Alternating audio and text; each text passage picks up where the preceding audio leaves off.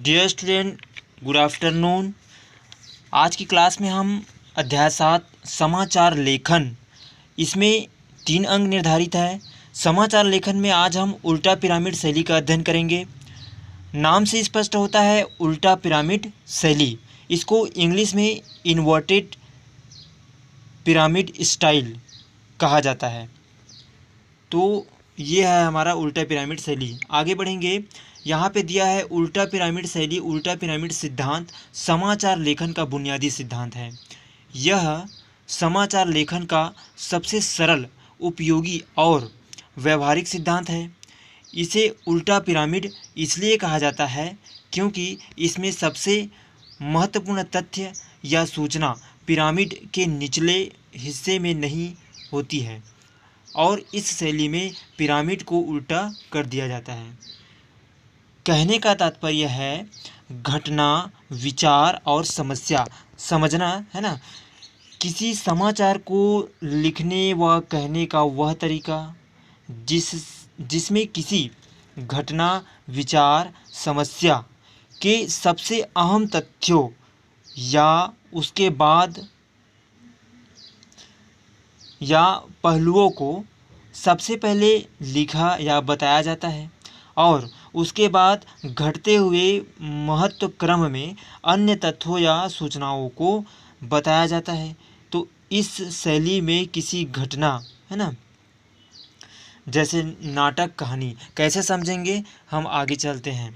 अब यहाँ पे आ जाता है आप सभी के लिए नाटक और कहानी, और एक तरफ हम ले लेते हैं उल्टा पिरामिड। ये हमारा नाटक, कहानी, और इधर आता है हमारा उल्टा पिरामिड। कैसे समझेंगे? नाटक और कहानी में क्या दिखाई देता है? महत्वपूर्ण तथ्य या सूचना यानी क्लाइमेक्स सबसे अंत में होता है ना। तो इस तरह से सबसे अंत में होता है इसका क्लाइमेक्स। और उल्टा पिरामिड में क्या होगा? महत्वपूर्ण तथ्य या सूचना यानी कि क्लाइमेक्स आरंभ में होता है ना, आरंभ में होता है। इसको एक और स्ट्रक्चर से समझेंगे हम, समझते हैं पिरामिड से, है ना। तो उल्टा पिरामिड शैली ही क्यों कहते हैं इसको उल्टा पिरामिड शैली ही क्यों कहते हैं?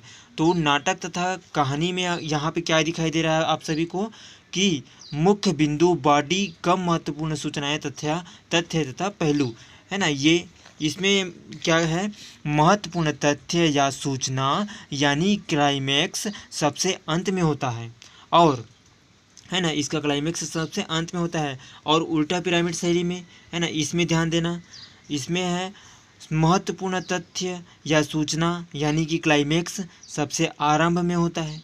तो ये है हमारा उल्टा पिरामिड शैली कहने का अर्थ और तात्पर्य।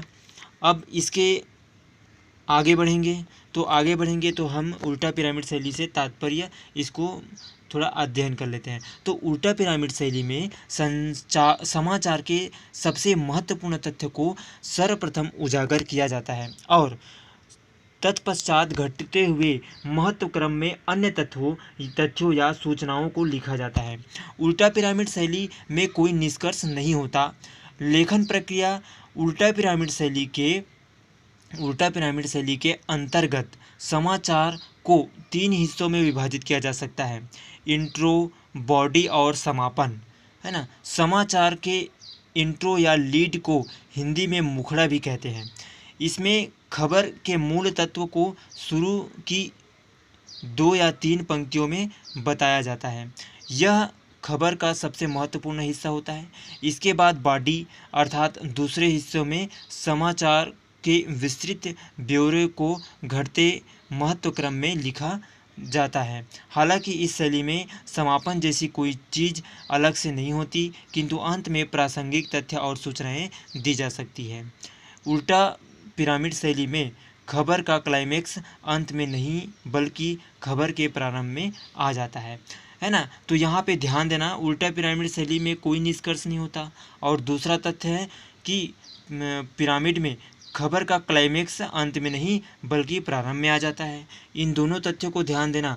तो आगे हम इसको पढ़ेंगे तो कैसे देखना, शीर्षक, है ना, इसमें अभ्यास प्रश्न के रूप में आएगा। अभ्यास प्रश्न अगर हमारे सामने रहेगा तो हम कैसे पढ़ेंगे? तो सर्वप्रथम रहेगा हमारा शीर्षक।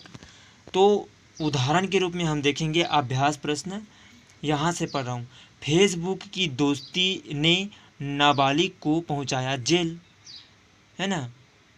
आगरा फेसबुक पर एक 14 वर्षीय किशोर की 17 वर्षीय किशोरी से दोस्ती हो गई। साथ ही जीने मरने की कस्में खाकर उन्होंने घर छोड़ दिया। बाद में पुलिस ने दोनों को बरामद कर लिया। उसके बाद इसका इंट्रो और मुखड़ा। तो किशोर को जेल भेज दिया गया, किंतु नाबालिग होने के प्रमाण दिखाने के बाद अब उसे किशोर संरक्षण गृह में ट्रांसफर